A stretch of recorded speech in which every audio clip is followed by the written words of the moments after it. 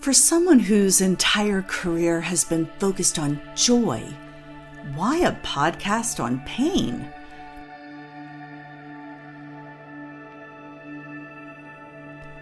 Because these stories need to be told. A good phoenix rising out of the ashes story reminds us all that not only can we survive, we can thrive. And when we emerge, we're different. That's the alchemy of pain.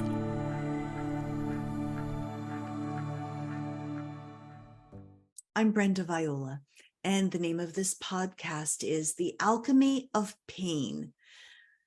Would seem to be a buzzkill of a name, except for the fact that we all have a story. No one is immune to suffering in life. There's this phrase that says suffering is optional. I don't tend to agree with that. I think everybody faces really difficult stuff. Those dark times, those chrysalis times where you wonder if you're ever going to make it to the other side. And while I used to be a proponent of always focus on the good stuff, the bright side, the silver lining, prop yourself up and get happy, life taught me otherwise. Now, that's not to say that this podcast is about digging into the darkness and staying there. See, I'm a firm believer in the fact that you go through stuff. You shouldn't bypass it. You can't fast forward through it, but you go through stuff. We all go through stuff. And honestly, I want to hear from people who have gone through stuff and come out the other side. How did they remain resilient? Why didn't they give up? What tools did they have in their toolbox that caused them to keep fighting? And how did they change through the process? The alchemy that took place that caused them to be who they are today. Oh, I love a good success story. Please tell me your secrets for making millions and getting a host of followers and influence and realizing all of your dreams. Yes. I want to hear all about that. But I also want to hear about the darkness that inevitably every human being goes through and what they learned in that process. That's what this podcast is about. Now, everybody's probably got more than one pain point. I know I sure do. But the focus will be on one particular pain, how you got through it, and what it taught you. Now, this is episode 0, and it's only fair that I start with myself, and you'll figure out why I'm interested in this topic, because from 2021 until the first quarter of 2023, I was in my own personal chrysalis period. And every time I would think it would be over, phew, we're finally done. Finally, we can get to the good part. Something else, boom, would smack me. And there I was again, needing to find my footing. But in the end, what I found was myself.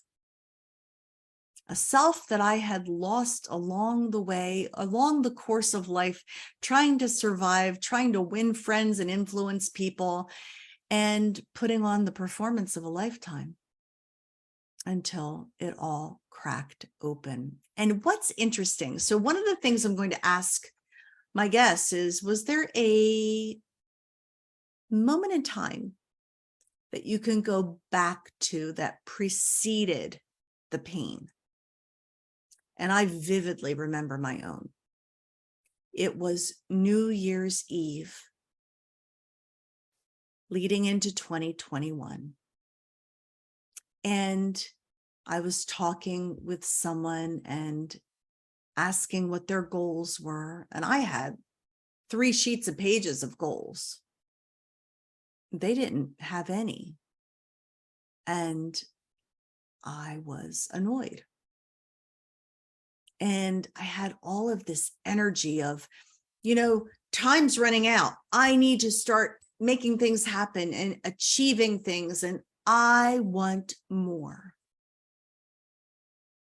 I remember even that night when I was walking my dog in the neighborhood, and it was late at night, nobody else was around, and I was so frustrated. I had felt like I was in a holding pattern in my life, and I screamed to the moon, I want more. It kind of felt good to say those words and to acknowledge them. But I had no idea that those words had such power, because it felt like my entire life cracked open after that. If I had recorded this 2 years ago, I would not have been able to talk about it without crying. But it was a series of losses, huge losses, from my mother, who had moved to Florida so I could spend her final years with her, only to have COVID hit and we weren't allowed to go visit her. I had to wave at her from the window, and this hoped for memory making time with my mom never happened. And then she died. No closure, no warm fuzzies. My mom died, and she was my only remaining parent.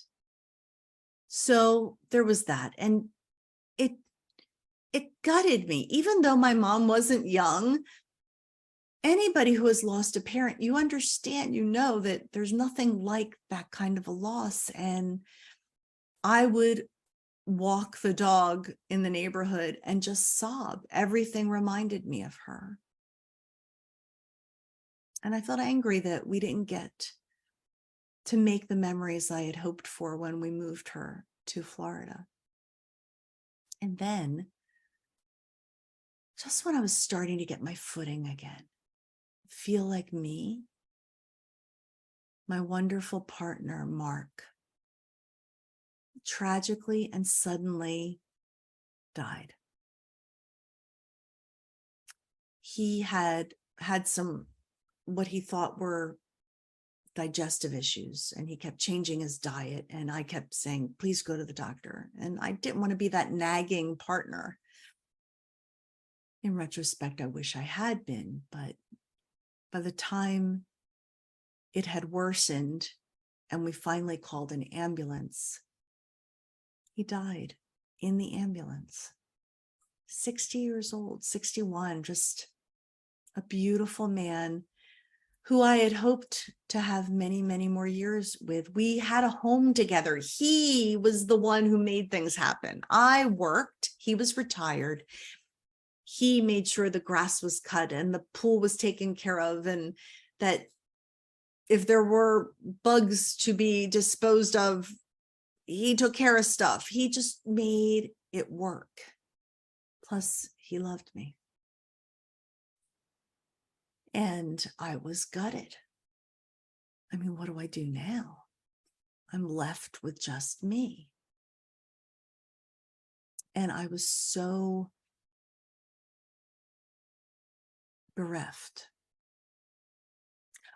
But because my propensity was always to look on the bright side, find the silver lining, be positive, affirmations, don't give yourself too much space to be sad, I actually deluded myself into thinking, I got this grief thing down. In fact, I probably could write a book on grief, because you know what? I lost my mom, I lost my partner, and look, I'm fine. Boy, was I lying to myself. See, when you say a prayer like, I want more, what you don't realize is what it's going to take for you to not have more, but be more.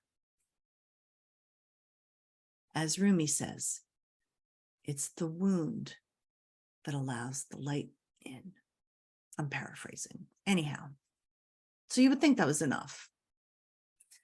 But time marched on, and I realized I couldn't stay in that house. Every reminder of my partner just made me depressed and sad. And I did not want to be depressed or sad. So I went and visited my cousin across the country in San Diego.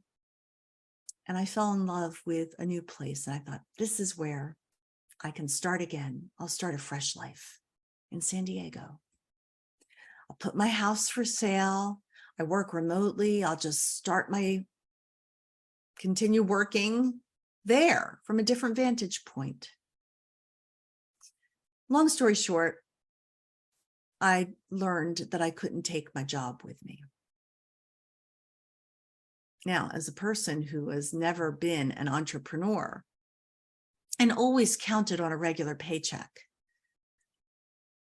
I was once again traumatized. I can't take my job with me. Now, there true was the option that I could just stay where I was and continue working, but I knew I had to go. So I left my job, had to make a living. So I started my own company and proceeded to try and sell my house. You know what it's like when you try to sell a house. You've got dozens of people traipsing through your house. It's got to be perfectly clean all the time. There were so many repairs that needed to happen to finally make it sale ready. And then an offer came just in the nick of time. I mean, my goal was to start 2023, start a new life, start a new business, and heal in California. So all systems go, right? And then the week of settlement, Hurricane Irma. And there was an act of God clause in the sale of the house, which meant it could all fall apart if there was damage to the home. And I remember lying in bed, no electricity, no cell service, certainly, nothing. And just praying, please let the roof stay on. It was terrifying. It seemed like there were more people in heaven than there were in real life that I could call upon.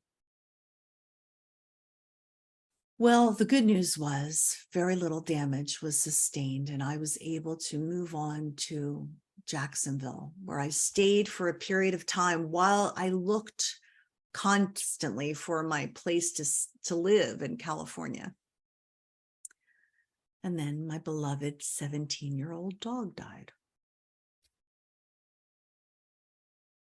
And if that wasn't enough, at 3:00 in the morning, one early morning, I decided I was hungry, and I put a piece of chicken in my throat and started choking and was gasping for breath. If you have ever not been able to breathe, it is the most terrifying thing. So look, I'm just saying, trauma, one right after the next. I was living in flight or fight mode, always on the alert for the next thing to happen. Now, after 50 plus years of sort of Teflon living on the surface and encouraging everybody to get happy,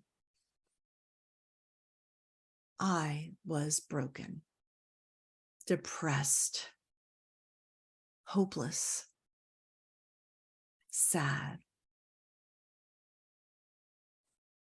And it brought me to the end of myself, which is exactly what needed to happen. I was so uncomfortable with the concept of true and honest emotion. To allow myself to be sad, to grieve, to say it's okay to not be okay. It took me 59 years and an avalanche of losses to get there, to true honesty. I am very grateful for a very skilled therapist who helped me go through the chambers of my heart and my mind and see where it happened, this fracture that said, put on the false front to make sure everybody else is okay, but die on the vine on the inside. So, therapy. So, really letting my emotions breathe and letting them out and not calling it bad to be sad. For me, that was huge. As the perpetual Pollyanna, that was my identity. That was even my livelihood. I lift people up for a living. I'm an encourager at my heart, but somewhere along the line, and I know exactly where, I had bypassed authenticity. And there were two Brendas. There was the Brenda everybody saw on camera, and the Brenda that would cry herself to sleep, or who just kept herself so busy so as not to deal with the pain. Like that old song, I haven't got time for the pain. I never made time for pain. I felt like giving pain too much space would somehow let it win. And what I've learned is pain needs its place. And sitting with it and letting it teach you what you need to learn. Now, some people maybe don't need to have their lives cracked open to learn beautiful lessons. But my facade had become so thick and strong and crusty. It needed to be broken open. And on the other side of it, no, I would never have chosen the things that I went through. I'd give anything to have my mom or Mark or my puppy dog Shasta back. But here I sit talking to you and saying it was necessary to create or to allow the real me to come out. A me that doesn't have to pretend. What you see is what you get. And that hopefully my story and the stories, I hope we will tell many, many, many stories. And I'm hoping that you, audience, see yourself in the variety of people that will be on this platform. And most of all, find hope. Nobody gets to bypass pain. We walk through the valley of the shadow of death. We walk through it. We don't set up housekeeping there. We don't build a home and live in the valley of the shadow, but we go through it. And I have found that in not trying to be the perfect person or present a pristine life hatched from a rainbow,